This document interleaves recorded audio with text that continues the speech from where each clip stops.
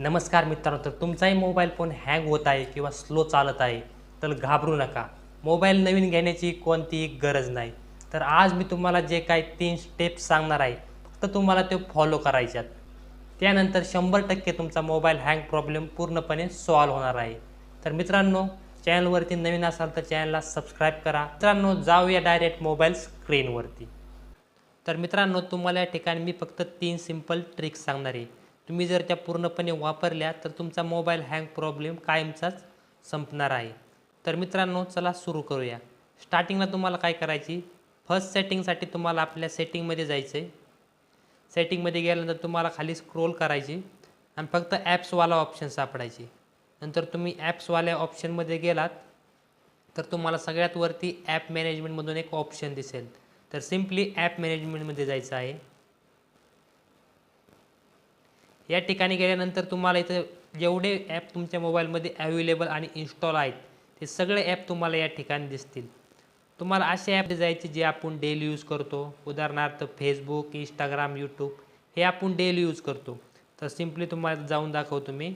या ठिकाणी इंस्टाग्राममध्ये जातो. इंस्टाग्राममध्ये गेल्यानंतर तुम्हाला या ठिकाणी सगळ्या सेटिंग दिसतील.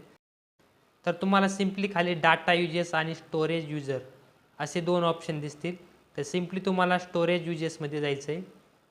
या ठिकाणी गेल्यानंतर तुमचा जे ॲप आहे त्याचा सगळा इथं डाटा दिसतो तुम्हाला. तर या ठिकाणी तुम्हाला 2 ऑप्शन दिसतील, क्लिअर कॅच आणि क्लिअर डाटा. तर मित्रांनो, या ठिकाणी तुम्हाला क्लिअर डाटा कधीच नाही करायचं. ज्यावेळेस तुम्ही क्लिअर डाटा करते त्यावेळेस तुमचा इंस्टाग्रामचा अख्खा डाटा डिलीट होणार आहे. म्हणजे तुम्ही ज्या रील्स सेव्ह करून ठेवल्या आहेत त्या सगळ्या डिलीट होणार आहेत. या ठिकाणी तुम्हाला खाली क्लिअर कॅचवाला एक ऑप्शन दिसतोय, तो सिम्पली क्लिअर कॅच करायचे.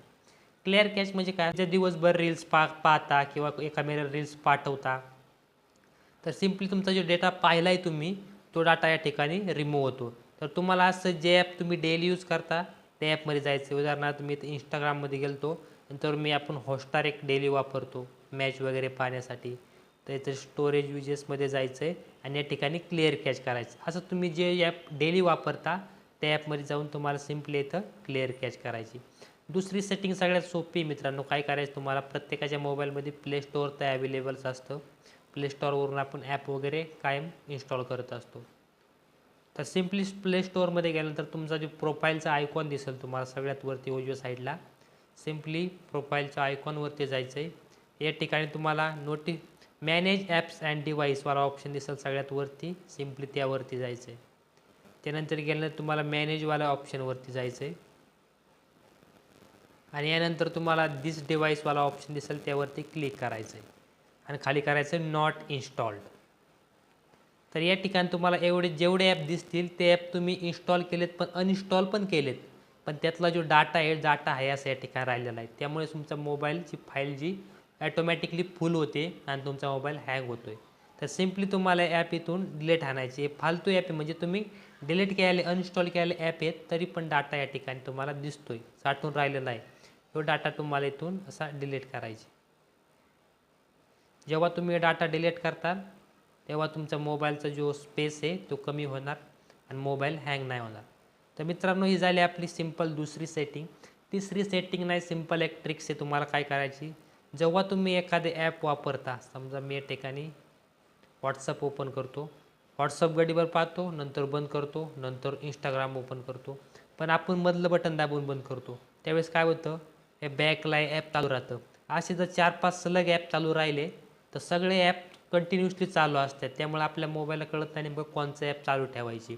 त्यामुळे सुद्धा आपला मोबाईल स्ट्रेस समजूया त्याला, त्यामुळेच आपला मोबाईल हँग होऊ शकतो. त्यामुळे आपण जे एखादं ॲप बघून झालं तर आपल्याला लगेच त्याला इथून नो रिसेंट टास्क करायचं, घालवायचं, नंतर आपण दुसरा ॲप पाहू शकता.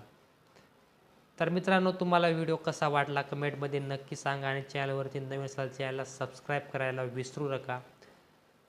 तर मित्रांनो, भेटूया एका मोबाईल रिलेटेड नवीन व्हिडिओमध्ये.